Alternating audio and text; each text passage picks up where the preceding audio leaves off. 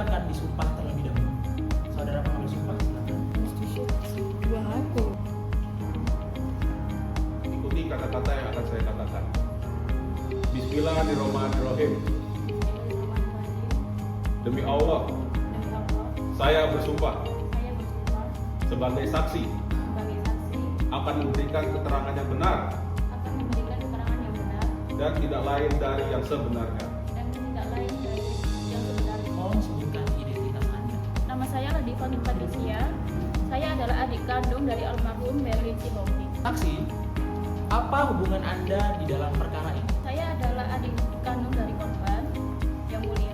Abang saya Berlin Sihombing meninggal dunia pada tanggal 18 Oktober 2024. Bisakah saksi menceritakan bagaimana Anda mengetahui kejadian ini? Pada saat kejadian, saya sedang berada di rumah, yang mulia.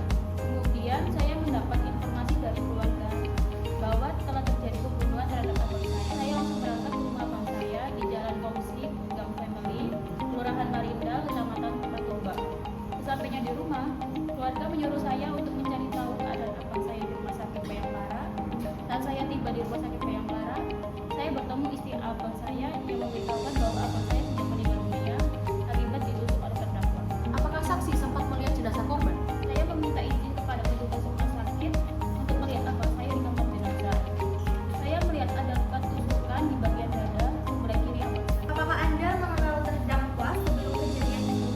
Tidak, saya baru mengenal terdakwa setelah kejadian pembunuhan ini, yang mulia.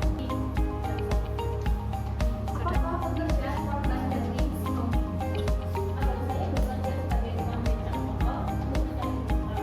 Pekerjaan itu sudah berjalan sejak tahun 2004 sampai saat saya tidak mengetahui hal itu, yang mulia. Saya tidak mengetahui hal itu, saudara. Saya tidak tahu pasti apakah ada perselisihan sebelumnya. Apakah ada pertanyaan lagi? Tidak ada? Baik, terima kasih atas keterangan. Ikuti perkataan saya dulu. Duduk langsung. Oke. Nama aja kok. Kemudian lagi, saya sedang duduk di pinggir jalan di SM Raja, Kelurahan Raja 1, Kecamatan Medan Amplas, tidak jauh dari tempat kejadian, yang mulia. Menceritakan apa yang Anda dengar dan Anda lihat. Saat itu, saya mendengar teriakan orang-orang yang mengatakan, lihat, Hombing itu di Meraka. Mendengar hal tersebut, saya langsung menuju ke tempat kejadian. Saya melihat korban sudah tertelungkup di dalam becak dan mengeluarkan darah dari dadanya. Sementara terdakwa berusaha melarikan diri dengan menaiki becaknya. Saya mencari pertolongan dengan mendatangi rumah makan si perempuan yang biasanya mencari tempat makan petugas kepolisian, yang mulia. Namun saat itu tidak ada petugas di sana. Kemudian saya meminta orang lain untuk menghubungi petugas kepolisian agar datang ke tempat kejadian. Setelah itu, sudah banyak warga yang datang melihat kejadian. Ya, saya mengenal terdakwa sejak 1 tahun yang lalu karena kami sering berada di lokasi yang sama-sama mencari penumpang becak. Apakah saksi tahu alat apa yang digunakan terdakwa? Sesuai dengan yang diceritakan warga di tempat kejadian, terdakwa menggunakan pisau, yang mulia. PH3. Apakah ada warga yang berani memberikan pertolongan kepada korban saat ini? Tidak ada, yang mulia. Saya lihat korban tidak bergerak dan tidak ada warga yang berani mendekati atau memberikan pertolongan. Kapan petugas kepolisian tiba? Sekira pukul 13.30 waktu Indonesia Barat, yang mulia. Mereka langsung membawa korban ke rumah sakit. Baik, ada pertanyaan lain? Tidak ada? Saksi Hertikawati Sihota, silakan maju. Jaksa penuntut umum izin jaksa. Saya meminta visum saudara jaksa, izin. Saya akan memberikan keterangan. Ulang. Letakkan tangan kanan di atas kita. Tangan kiri seperti ini di samping telinga. Dan ikuti perkataan saya. Saya bersumpah. Nama saya Hertikawati Sihotang, yang mulia. Pada saat kejadian, saya sedang duduk di pinggir jalan menunggu penumpang becak di Jalan SM Raja. Saya melihat terdakwa dan korban Berlin Sihombing tiba-tiba bertengkar. Kemudian saya melihat korban terluka dan berdarah. Meninggalkan korban dengan mengendarai becaknya. Berapa jarak saksi dari lokasi kejadian? Sekitar 20 meter, yang mulia. Sudah keluar dari badannya. Kemudian saya takut Saya langsung meminta pertolongan kepada masyarakat sekitar. Saksi, apakah Anda melihat dengan jelas bagaimana terdakwa menyerang korban? Bukan sing ini kan ya? Sing ini, sing saya melihat terdakwa mendatangi korban. Iya, Mendatangi korban, kemudian terjadi pertengkaran sebentar dan korban langsung mengeluarkan darah serta jatuh tengkurap.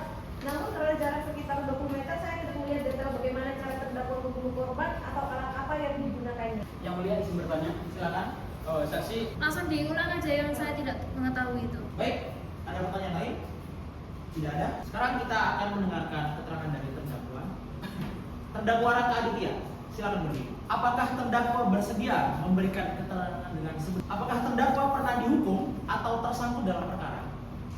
Belum pernah yang mulia. Terdakwa, bisakah Anda ceritakan kronologi kejadian pada tanggal 18 Oktober 2024? Pada hari Jumat tanggal 18 Oktober 2024, sekira pukul 7 pagi, saya sudah berada di pangkalan di Jalan SM Raja untuk mencari penumpang becak. Yang mulia, sekitar pukul 8.30, korban Babin Sihombing datang dengan becaknya untuk mencari penumpang. Kemudian sekitar pukul 9, saya mendapat penumpang yang mau ke Pasar 3 Marindal. Saat hendak kembali ke pangkalan, saya membeli sebilah pisau di Pasar 5 Marindal seharga Rp40.000. Untuk apa terdakwa membeli pisau tersebut? Sebenarnya saya membeli pisau itu untuk membunuh seorang ojek online masif yang pernah menyenggol saya. Hanya karena dia menunggu penumpang di tempat kami mangkal yang mulia. Lalu, apa yang terjadi setelah terdakwa kembali ke pangkalan? Setelah saya sampai di pangkalan dan memarkirkan becak, korban mendapat penumpang. Saat hendak mengantarkan penumpang, korban sengaja menggeber-geber mesin becaknya di depan saya. Saudara jaksa, mohon tunjukkan barang bukti yang saudara ajukan dalam perkara ini. Baik yang mulia, kami mengajukan barang bukti sebagai berikut. Untuk yang pertama, itu ada 1 unit becak tanpa plat milik korban. Yang kedua, 1 baju kaos bergerak warna ungu dalam keadaan bercak darah. Yang ketiga, 1 celana pendek warna putih dalam keadaan bercak darah. Yang keempat, 1 celana dalam bercak darah. Yang kelima, 1 sandal slalom sebelah kiri warna putih dalam keadaan bercak darah. Yang keenam, 1 buah flash disk berisi rekaman CCTV. Dan yang terakhir ada 1 bilah pisau stainless beserta sarungnya berplastik. Terdakwa, apakah barang-barang ini yang digunakan dalam kejadian pembunuhan? Pisau itu saya gunakan untuk menusuk korban. Untuk pakaian berdarah itu milik siapa? Untuk pakaian tersebut adalah pakaian yang dikenakan korban saat kejadian yang mulia. Baik, dicatat. Semua barang bukti telah diperlihatkan dan diakui oleh terdakwa. Sidang dilanjutkan dengan pembacaan tuntutan pidana dari jaksa penuntut umum, saudara jaksa. Terima kasih yang mulia. Setelah memperhatikan fakta-fakta yang terungkap di persidangan, kami dari Kejaksaan Negeri Medan mengajukan tuntutan sebagai berikut. Nomor 1. Menyatakan terdakwa Raka Aditya telah terbukti bersalah melakukan tindak pidana dengan sengaja merampas nyawa orang lain sebagaimana diatur dalam pasal 338 KUHP. Nomor 2, menjatuhkan pidana terhadap terdakwa Raka Aditya berupa pidana penjara selama 15 tahun dikurangi selama terdakwa berada dalam tahanan dengan perintah agar terdakwa tetap ditahan. Adapun pertimbangan kami adalah sebagai berikut. Pertama, perbuatan terdakwa dilakukan dengan sengaja. Terdakwa telah merencanakan dengan membeli pisau terlebih dahulu, meskipun awalnya untuk tujuan lain. Yang kedua, perbuatan terdakwa mengakibatkan korban Berlin Sihombing meninggal dunia. Berdasarkan visum et repertum, korban meninggal akibat luka tusuk yang menembus bilik jantung kanan dan menyebabkan pendarahan hebat. Nah, yang ketiga, motif terdakwa itu tidak dapat dibenarkan yang mulia. Hanya karena merasa terganggu dengan suara mesin becak, terdakwa melakukan pembunuhan. Ini menunjukkan rendahnya penghargaan terdakwa terhadap nyawa manusia. Dan yang keempat, perbuatan terdakwa itu menimbulkan kesedihan mendalam bagi keluarga korban yang kehilangan tulang punggung keluarganya. Dan meskipun terdakwa menyerahkan diri dan menyesali perbuatannya, namun hal tersebut tidak dapat menghapus kesalahan terdakwa yang telah merampas nyawa orang lain. Kemudian, saya akan melanjutkan tuntutannya. Pada angka 1, menetapkan barang bukti berupa berupa becak, pakaian korban, dan sandal dikembalikan kepada saksi Ladifa Nurpapsia sebagai keluarga korban. Flash disk berisi rekaman CCTV dilampirkan dalam berkas perkara, sedangkan pisau stainless beserta sarungnya dirampas untuk dimusnahkan. Angka 2 menetapkan agar terdakwa membayar biaya perkara sebesar Rp5.000. Demikian tuntutan kami, Yang Mulia. Kami mohon agar majelis hakim yang terhormat menjatuhkan putusan yang adil sesuai dengan rasa keadilan masyarakat. Baik, tuntutan jaksa penuntut umum telah dibacakan dan dicatat. Terdakwa dan penasihat hukum, apakah mendengar dengan jelas? Sidang akan kita tunda untuk memberikan kesempatan kepada penasihat hukum, terdakwa menyusun nota pembelaan atau pledoi. Sidang ditunda dan akan dilanjutkan pada persidangan berikut. Sidang dibuka untuk umum. Sidang dilanjutkan. Kepada penasihat hukum terdakwa, silakan membacakan nota pembelaan. Terima kasih Yang Mulia, kami dari tim penasihat hukum terdakwa akan membacakan nota pembelaan.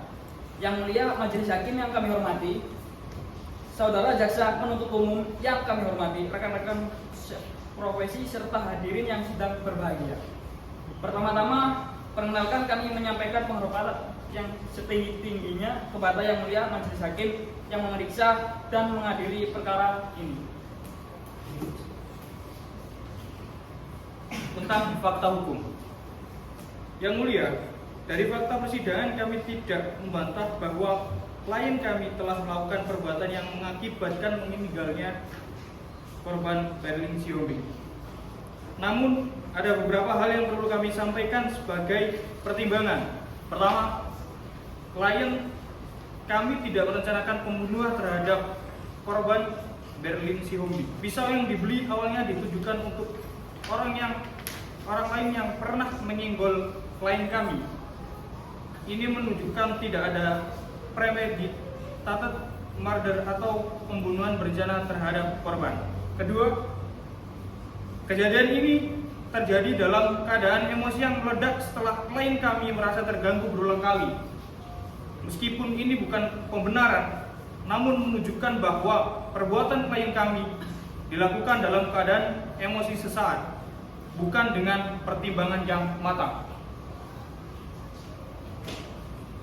Tentang hal-hal yang meringankan, Yang Mulia, kami mohon agar majelis hakim mempertimbangkan hal-hal yang meringankan sebagai berikut. 1. Klien kami belum pernah dihukum atau apapun dalam perkara pidana sebelumnya. Ini menunjukkan bahwa klien kami bukan seorang residivis atau jahat berulang. Yang kedua, klien kami langsung menyerahkan diri ke kepolisian setelah kejadian ini, menunjukkan kesadaran dan penyesalan klien kami atas perbuatannya. Tidak ada upaya untuk melarikan diri atau menghilangkan barang bukti. Yang ketiga, klien kami mengakui perbuatannya secara jujur dan terbuka di persidangan. Tidak ada upaya menyangkal atau memutarbalikkan fakta. Yang keempat, klien kami sangat menyesali perbuatannya dan telah meminta maaf kepada keluarga korban. Penyesalan ini tulus dan mendalam. Yang kelima, klien kami sudah berusia 54 tahun dan merupakan tulang punggung keluarga. Keluarga klien kami sangat bergantung kepadanya. Yang keenam, klien kami hanya seorang tukang beca dengan penghasilan pas-pasan, bekerja keras untuk menghidupi keluarganya. Tentang tuntutan jaksa, Yang Mulia, kami berpendapat bahwa tuntutan jaksa penuntut umum yang meminta pidana penjara selama 15 tahun terlalu berat dengan mempertimbangkan hal-hal yang meringankan sebagaimana kami sampaikan. Kami memohon kepada Yang Mulia Majelis Hakim yang bijaksana untuk memberikan putusan yang seadil-adilnya dengan mempertimbangkan aspek kemanusiaan, aspek keadilan restoratif dan masa depan klien kami serta keluarganya. Petitum, berdasarkan uraian di atas, kami mohon kepada Yang Mulia Majelis Hakim yang memeriksa dan mengadili perkara ini berkenan memutuskan. Yang pertama, menerima nota pembelaan dari tim penasihat hukum terdakwa secara keseluruhan. Yang kedua, menyatakan terdakwa Raka Aditya terbukti bersalah melakukan tindak pidana sebagaimana dakwaan alternatif ketiga pasal 351 ayat 3 KUHP tentang penganiayaan yang mengakibatkan mati, bukan pembunuhan berencana atau pembunuhan biasa. Yang ketiga, menjatuhkan pidana yang seringan-ringannya kepada terdakwa dengan mempertimbangkan hal-hal yang meringankan. Yang keempat, menetapkan masa penahanan yang telah dijalani terdakwa dikurungkan seluruhnya dari pidana yang dijatuhkan. Demikian nota pembelaan ini kami sampaikan. Kami berharap Yang Mulia Majelis Hakim dapat mempertimbangkan dengan bijaksana. Besar harapan kami agar putusan yang dijatuhkan nanti merupakan putusan yang adil. Tidak hanya adil secara hukum, tetapi juga adil secara kemanusiaan. Akhir kata, kami mohon maaf apabila dalam penyampaian nota pembelaan ini terdapat kata-kata yang kurang berkenan di hati Yang Mulia Yang Majelis Hakim dan Saudara Jaksa Penuntut Umum. Terima kasih atas perhatian Yang Mulia. Saudara Jaksa Penuntut Umum, apakah ada tanggapan atas nota pembelaan yang disampaikan oleh penasihat hukum terdakwa? Kami dari Kejaksaan Negeri Medan, walaupun penasihat hukum terdakwa menyampaikan hal-hal yang meringankan, namun kami berpendapat bahwa perbuatan terdakwa tetaplah sebuah pembunuhan yang dilakukan dengan sengaja. Korban tidak akan kembali lagi dan keluarga korban kehilangan tulang punggung keluarga mereka. Oleh karena itu, kami tetap pada tuntutan pidana penjara selama 15 tahun sebagaimana tuntutan kami sebelumnya. Demikian tanggapan kami yang mulia. Baik, dicatat. Terdakwa, apakah ada hal terakhir yang ingin Anda sampaikan sebelum kami menjatuhkan putusan? Yang Mulia, sekali lagi saya sangat menyesali perbuatan saya. Saya mohon maaf kepada keluarga korban, terutama kepada Saudara Abdul Rosyid Siombing dan keluarga besar korban. Saya tidak bermaksud sampai membunuh. Saya kehilangan kontrol pada saat itu. Saya juga memohon maaf kepada Yang Mulia untuk memberikan hukuman yang seadil-adilnya. Saya berjanji tidak akan mengulangi perbuatan ini lagi. Saya masih punya keluarga yang bergantung pada saya. Baik, majelis hakim akan mempertimbangkan semua fakta, keterangan saksi, keterangan terdakwa, barang bukti, tuntutan jaksa, dan nota pembelaan untuk menjatuhkan putusan yang seadil-adilnya. Sidang akan ditunda untuk memberikan waktu kepada majelis hakim untuk bermusyawarah. Sidang akan dilanjutkan untuk pembacaan putusan pada tanggal 4 Maret 2025. Sidang ditutup. Kamera, roll, Action. Putusan nomor 9111 garing pidana garing 2024 garing PN Medan. Unsur-unsur pasal 338 KUHP adalah angka 1, barang siapa, angka 2, dengan sengaja merampas nyawa orang lain. Menimbang unsur barang siapa, bahwa yang dimaksud barang siapa adalah setiap orang atau siapa saja sebagai subjek hukum yang mampu bertanggung jawab dan dapat dipertanggungjawabkan atas perbuatannya. Bahwa yang dihadapkan di persidangan adalah terdakwa Raka Aditya dengan identitas sebagaimana tersebut dalam dakwaan. Terdakwa dalam keadaan sehat. Penyebab kematian korban adalah mati lemas karena perdarahan yang sangat banyak pada rongga dada akibat luka tusuk pada dada yang menembus bilik jantung kanan. Menimbang bahwa terdakwa menusuk bagian dada korban dengan pisau yang merupakan bagian vital yang jika ditusuk dapat mengakibatkan kematian. Hal ini menunjukkan adanya kesengajaan terdakwa untuk merampas nyawa korban. Dengan demikian, unsur dengan sengaja merampas nyawa orang lain telah terpenuhi. Menimbang bahwa oleh karena semua unsur tindak pidana dalam dakwaan kedua pasal 338 KUHP telah terpenuhi, maka terdakwa telah terbukti secara sah dan meyakinkan bersalah melakukan tindak pidana pembunuhan. Menimbang bahwa dalam persidangan tidak ditemukan hal-hal yang dapat menghapuskan pertanggungjawaban pidana, maka terdakwa untuk mempertanggungjawabkan perbuatannya. Menimbang hal-hal yang memberatkan, perbuatan terdakwa mengakibatkan korban meninggal dunia. Korban adalah tulang punggung keluarga. Terdakwa menyesali dan mengakui perbuatannya. Terdakwa belum pernah dihukum. Terdakwa sudah berusia tua, 54 tahun. Terdakwa langsung menyerahkan diri kepada pihak kepolisian.